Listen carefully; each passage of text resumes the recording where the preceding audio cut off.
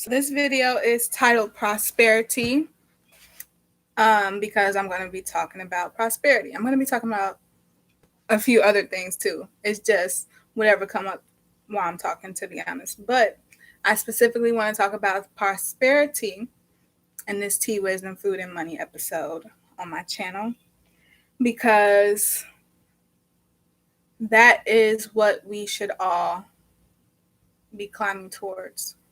We should be climbing towards prosperity. To gain prosperity, you have to gain a lot of other attributes to your person. One of them being humility, which is being humble, gracious, being a kind soul, being a caring and compassionate person, having integrity, being honest, loving everyone equally on a human level, and being able to teach and also be taught, and also give and receive. So that's what I wanted to say. I am eating zucchini and almond cake. So this almond cake, it was new and I'm trying it. And so far I like it, which technically that means I like it. But it's really good. So yeah, I like it. It has blackberry jam on it and whipped cream topping. And it's house made. I got it from my favorite restaurant. I'm going to not tell y'all what my favorite restaurant is. I'll tell y'all in the future, but at the moment I'm not. But they make everything themselves. Everything is house made / homemade. And yeah, this cake is super good. And around the edges, you know how like you make cornbread? You got to put the butter in there and everything. And the edges usually is more buttery, really good. A piece of the cake was just like that. It was so good. At first I was like, wait, hold on. But it's so good.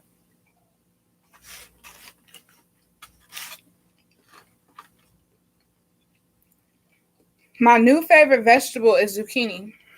So all my life, my favorite vegetable was corn. I love corn. But now I love zucchinis.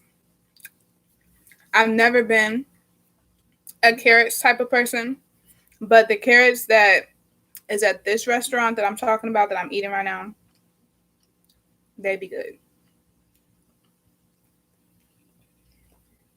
I guess it's all in the preparation, because they blanch the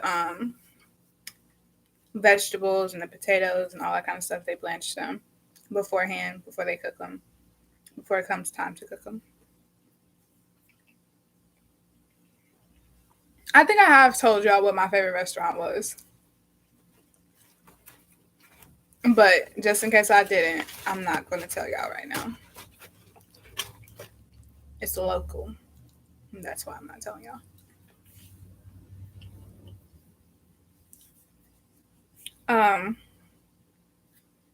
The reason why I want you guys to think more about prosperity and to know what it is to possess prosperity is because every time the world has its chaotic catastrophe type of ending to a cycle, there's always the rebirth. Death is always a rebirth. Death is never just the end. There's one door closes, another one opens. So, just like in the 1920s era and all that kind of stuff with the Great Depression and everything, the uprise afterwards consisted of new people with their new ideas prospering and becoming new millionaires, which they did. Most of them probably did grow into billionaires. Well, not most of them, but some of them. Except I am a Black person. So as a Black person, I do want to acknowledge the fact that when the uprise was happening, it was mostly Black people of the new things. the new $1 billion things. $1 million. I'm saying $1 billion because I'm $1 billion, trust me. But the $1 million. The people, the evil people of the United States and the world who somehow get superiority over things somehow, yet they're the most evil people. They destroyed the companies, the systems, and all of the prosperous things that the Black people created and invented after the downfall of the United States government, which continued into the whole world, obviously. The Black people built up their nations, and the white people either bought them from them at low prices, which they became bigger price things, or stole it from them or destroyed them, like Black Wall Street. And also in history is all of the Black prosperous towns that got flooded and turned into lakes. So while I am preaching the fact that history is repeating itself and things are going to happen, things are going to play out how they play out, regardless of what people can comprehend with their minds at this moment and probably in the future as well. I just want the people who are on the prosperous side, the uprising side, to know they're going to try to kill us. They're going to try to destroy us and hurt us. Not only now, but in the future, in 10 years, 20 years, forever. We have to protect ourselves, our nation, our kind.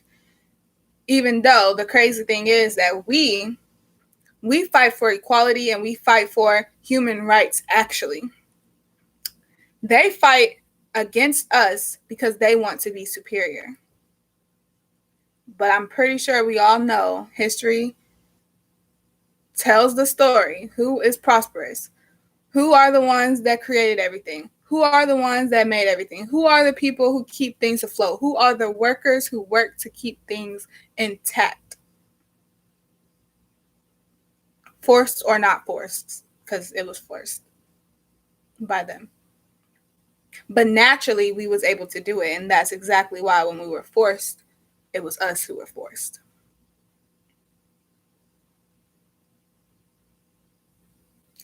They're going to try to take us out. I don't know the specific time of how everything is going to happen, but it's going to happen. And they're going to try to take out God's people, God's prosperous people, because we're superior. I will say, though, it is not going to be how it was in the past. It's not going to end how they think it's going to end. It ended how it ended those times, and they seemingly won the battles, but those were the battles. This war, they're not going to win the war. They never will. So for all of us prosperous people, all of us chosen, all of us divinely guided people who know what time it is, no time at all, to be honest, but what time it is up to us to hold the fort down and also keep us afloat. The world is going to need us. They're going to mistreat us at first, and as they already have, they're going to mistreat us at first. Trust me. And because they already did it, it's already happening, it never ended, but it's still going on. All that kind of stuff simultaneously. But at the end of the day, which won't literally be the end. Well, for them, it will be. They did way too much bad stuff. This is their end. But just like Noah and the ark, while God destroyed the world, he had his people and his animals and his righteous things afloat to create the new world. Which it was the same planet. It's still Earth. So when we say the world is the people, it's really the people, the things, the wicked, unrighteous, unhealthy, evil things and people.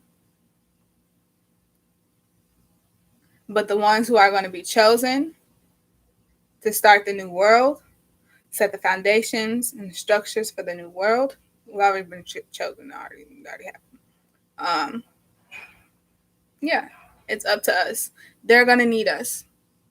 They need us. It's blocked in their mind to see it that way, but they are going to need us. So it's up to us to keep our faith and to keep our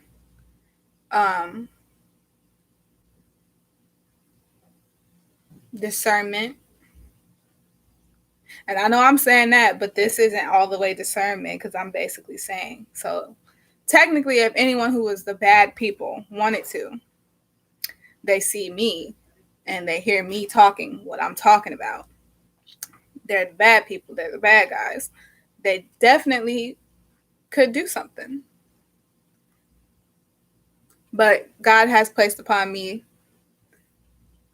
the knowledge, the discernment, and the knowledge that they're never going to win. And even though they think they win sometimes, they're not winning. And death is never death. Because on the third day, he shall rise. Y'all saw it in the man first. Y'all heard it through the masculine first. Before the Adam, there was the Eve.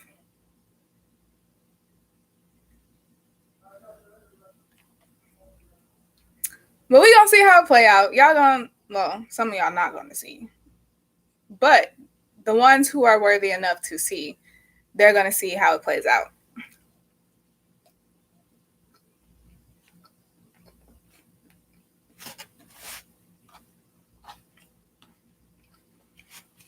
So yeah.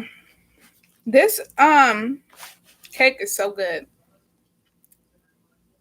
Was this there the whole time? I wasn't looking. It probably was.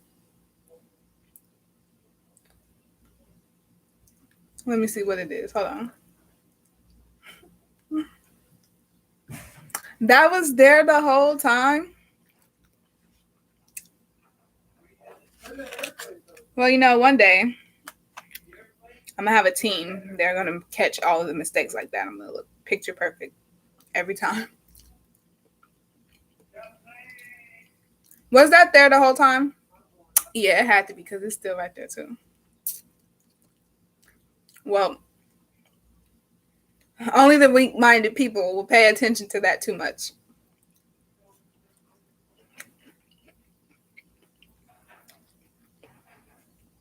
Because what I was saying out of my mouth, the words, the message, that was the important part, not my looks. But like I said, one day I am going to look super picture perfect. In real life, I look good too. On the videos, I be looking, I be like, that don't look right. But in real life, yeah, I look good.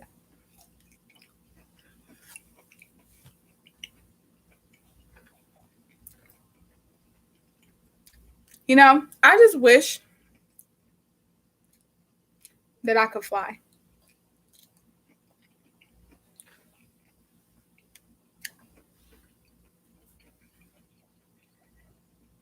If I figured out how to fly, how to do that magical type of stuff,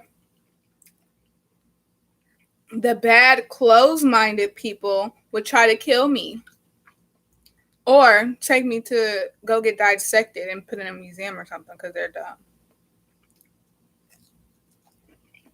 But that's why discernment is a thing. That's why God places people strategically. Because while sometimes things are going the wrong way, seemingly, they're not going the right way just yet for a specific reason. Because when God truly cares for you, he will hold off putting you in situations if he knows that you're either not going to be taken the right way, taken seriously, or accepted, or something bad is going to happen that's going to happen because of the people you're going to be around. So sometimes it takes a while because other people's free will need to play out the way it's going to play out to open the doors that need to be open for you. Because while one person is going to lose their job as CEO, the other person is going to step up and take the lead. Now, while that is going to be a bad thing for the person losing the job, it's an amazing, grateful, very prosperous thing for the person who's going to get the chair.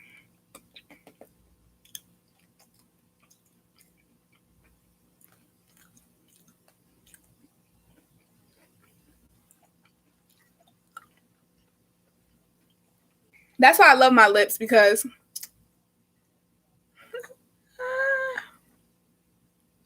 if something is going on with my teeth or something, it don't really necessarily have to be something going on, but like my lips, they're big, so you can't really see that well of what be going on until I point it out, of course, or if you looking too hard and then you see, like right now.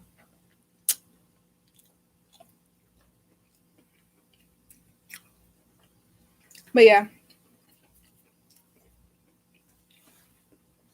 divine timing is such an amazing thing because, for example,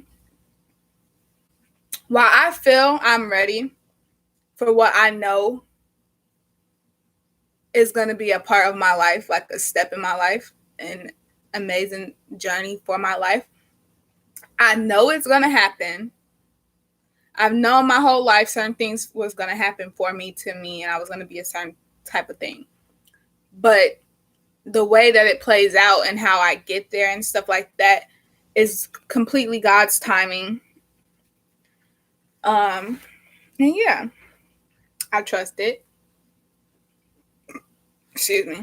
And I know that sometimes it's another person needing to let go of something for me to get ushered in. Because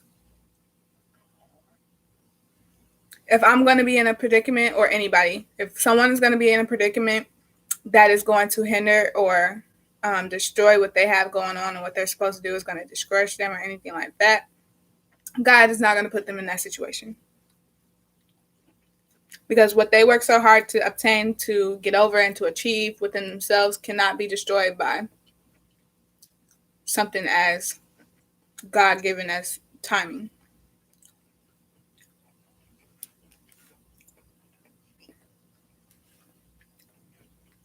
Look at this big zucchini. It kind of looked like crocodile. Oh my God. When I was in Memphis with Upper Bound, I tried gator gumbo for the first time. Obviously, it's like something new. Tried it. My chest was so tight and hurting so bad by the time we got home, because it was on the way. No, it was like the next day or something like that. But we were on our way home or whatever, and that's when I started feeling the effects of like something's wrong. I got hives. By the time I was home, I had hives on my back, on my body. I was itching and burning, and like I didn't know what to do with myself. I was so upset and mad and angry and crying and like itchy. I didn't know what to feel. I felt all those things at the same time, and I didn't know which one to decipher and which one to deal with first, other than itching and burning. But it was the alligator, you know. And I'm forever gonna still do stuff like that. Try new things, try new foods, try new things to do all the time. I'm definitely doing that, especially because I know the type of life that I'm about to have. And if the worst happens in this collective lifetime, I know in the next lifetime, that's like, it's still gonna happen. It's still gonna happen. So I'm definitely an open-minded person. Try new things. It's inevitable. Change is always inevitable. New things is always inevitable.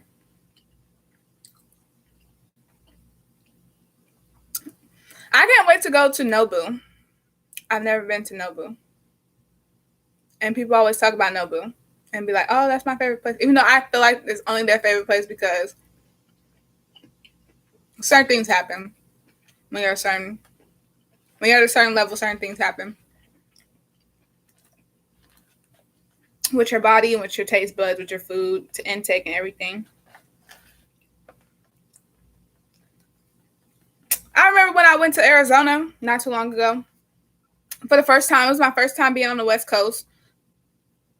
West Coast? Yeah, the West Coast. So obviously, the food places that's on the West Coast that's not in the mid West and stuff like that for sure. I don't know about the East Coast because I've barely been on the East Coast. I've been on the East Coast one time, 2 times. But I went to In-N-Out because I thought it was going to be so amazing because people be always talking about In-N-Out and I never saw it or tasted it or anything. I went to In-N-Out and they only got like 2 things on their menu. And then I ate it. And first of all, I don't know if it was just this particular store and not to throw them under the bus or anything because I'm not saying it was nasty or anything, but the meat, like the burger was nothing but like the stuff. It was the bread and all the other stuff that was on there because the meat was like this big. I was like, what? This was the hype. So then that made me not even want to go eat at Jack in the Box because I was like, no, because I'm not going to disappoint myself again. But the next time I'm on the West Coast, I am going to taste Jack in the Box because I haven't had that. And like I said, I like trying new things.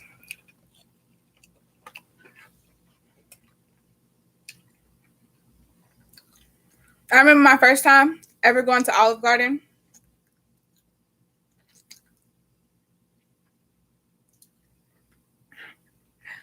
My first time ever going to Olive Garden. I tried calamari, fried calamari. It was so good. It was so good. And what I had got from there was the shrimp scampi or something like that. Yeah, shrimp scampi or something. First of all, I ate all the shrimp out of it because the shrimps was good or whatever, but it was nothing on them noodles. I was like, what? No.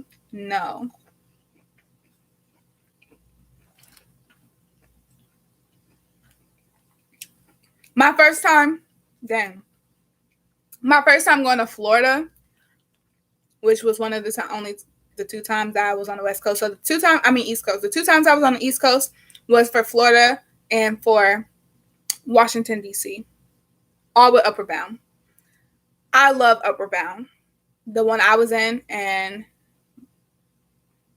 the manager for Upward Bound that I was in, the advisors that I had, everything, the best, amazing. Jennifer Peters, amazing. But I went to Florida. We went to Florida, and I don't know why. I had this big fear, and kind of still do a little bit, but had a fear of like large bodies of water, like the ocean, because I never been by the ocean. And plus, when I was little, that's when that one thing had came out about the world ending, and it had like the visualization of the water basically destroying every freaking thing and everyone. So from then on, I was like, oh no, I'm not being by the water. But I thought when I was going to Florida that, for some reason though, I was going to see the ocean everywhere I looked. And that's totally not what happened, of course. And I felt so stupid by the time we were there because I was like, why would I think that everywhere I look, I was going to be able to see the ocean? When obviously that's not, no. But I just remember thinking that to myself. And then I remember going there and seeing that, and it wasn't like that. I do remember we did go to Cocoa Beach, though. The sand is so different there than where the lakes and stuff and all that kind of stuff because the Midwest or whatever.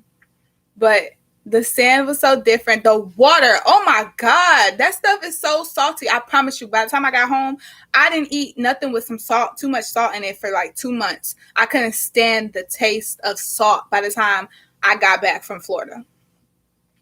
Because when I was in the ocean, the water kept getting on my lips. It got in my mouth a few times, and it got on my lips. So every time I had licked my lips, after I got out, obviously, because your skin is gonna feel, you're gonna want to lick your lips. It was so disgusting. It was just like ew. And I kind of think like, what if it's salty because of the dirt and the pollution and the garbage and stuff like that, and that's why it became salty? You know?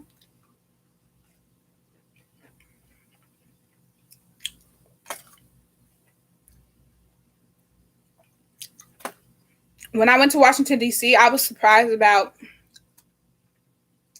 how well, at first my geography was totally off because for some reason I was getting Washington D.C. mixed up with the state of Washington. So yeah, stay in school, y'all. Stay in school. Pay attention at school too. But it was so hot, and I didn't expect that. It was so beautiful, though. It was beautiful. Florida was beautiful. Arizona, beautiful.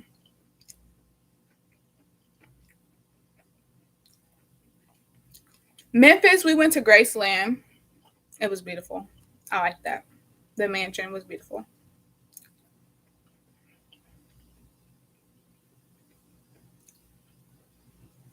The cars was beautiful too.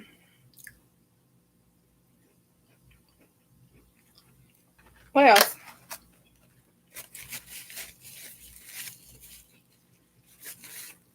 So yeah, to any kids, teenagers that's in high school, whatever, and your high school has Upward Bound, and you can get in Upward Bound.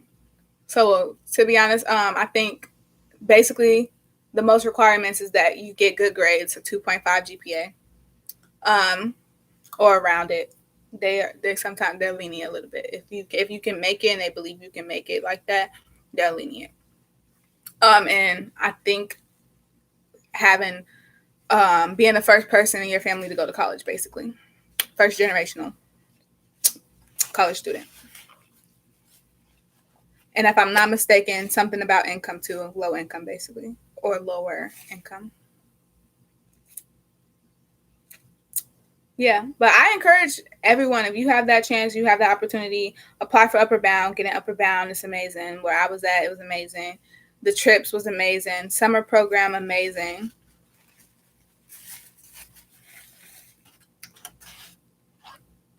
It's a college prep program, a federal.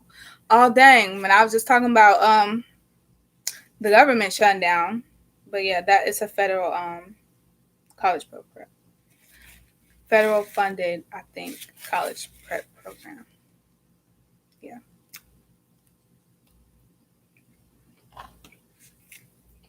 I literally have one more bite, and that's of this cake, and then I'm done with my lunch. I'm such a slow eater. It's 2:32. Angel number 2:32. I'm trying to think. What time was it when I got this? It was like 11. It really was, because in my other video. Oh, whoa, hold on. I did stop to make videos. Wait. Actually, no. This was like 12 or something like that, because I don't know. Now I forgot. I don't know why, but I think it's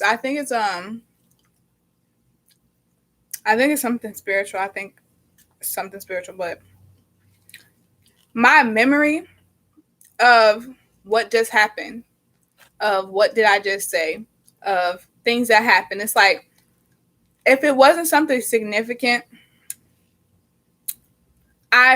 it's like my brain, like boom, it just went in one ear and out the other, as our parents would say.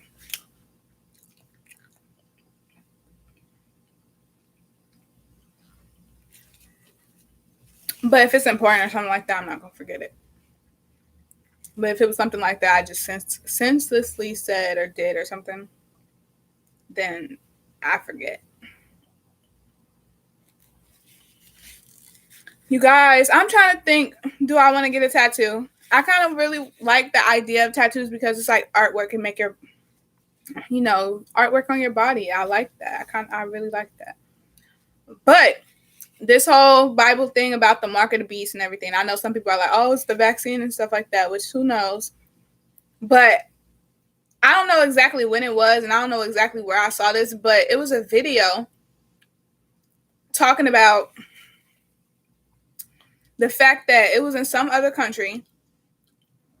They cut off her brother or somebody's arm because he had it tattooed. Basically, sounded like they cut off the limbs of people where they had tattoos. So, my interpretation of that is like, okay, so are tattoos the mark of the beast? Tattoos are the mark of the beast. And if that's the case, that's crazy because I know it's like everyone has a tattoo. And people who didn't have tattoos this whole time just got their first tattoo. And that's wild. So I'm a little bit scared. So I don't think I'm gonna ever get tattoos. And then also that Kim Kardashian quote that she said, "Would you ever put a bumper on a Bentley, a bumper sticker on a Bentley or whatever?" When she was talking about tattoos. And what was on the Oprah show? I forgot. I think so though. Was it? I don't know, but yeah, it's just sticking with me. So I don't think I'll get tattoos. I don't know. The idea of it is in my head, and I'm like, oh yeah. But I also don't want to get nothing I'm gonna regret, or I also don't want to go to somebody who I don't. And also, I don't know if it's gonna. What if it badly affects me? Like, I don't know. I don't know. But yeah, I don't think I'm gonna get tattoos. Even though if I would have definitely got Medusa. And it's crazy because I don't even like snakes, but I definitely would have got a Medusa tattoo.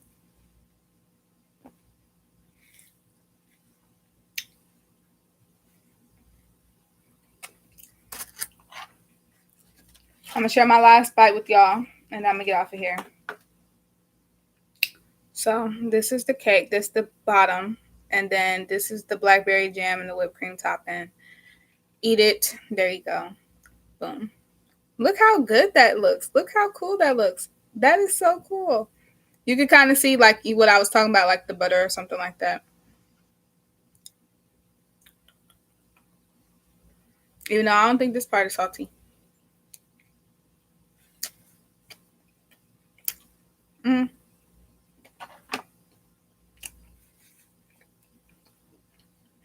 It's good.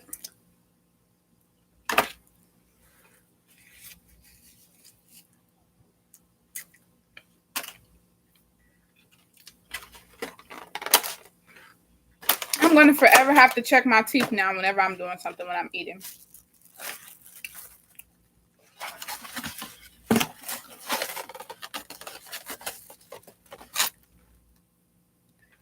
Y'all be prosperous out there and stay safe.